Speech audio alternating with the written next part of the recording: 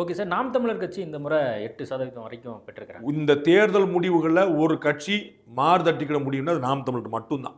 மற்ற எல்லா கட்சியிலையும் நீங்கள் பாசிட்டிவ் சொல்லும் போதே 2 நெகட்டிவ் சேர்த்து சொல்லிடலாம். நீங்கள் கேட்குறீங்களே அவருக்கு தோல்வியா, இவர் வரலையா, தலைமையா, அதிமுக இழப்பா, திமுக வந்து கூட்டணி இல்லாமல் எல்லாத்தையும் கேள்வி எழுப்ப முடியும்.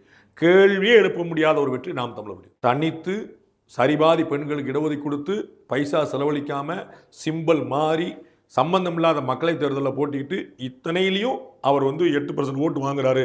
கடந்த முறை வாங்கினோட கூட வாங்குறாரு. தொடர் வளர்ச்சி சந்திக்கிறார். ட்ராக் ரெக்கார்டு 4 தேர்தல் 4லையும் growth. ஒவ்வொரு கட்சிக்கும் அப் அண்ட் டவுன் இருக்கு. இந்த கட்சிக்கு வெறும் அப் மட்டும்தான் இருக்கு. இந்த மாதிரி ஒரு ஓட் ஷேர் வந்து யாருக்குமே கிடைக்காது.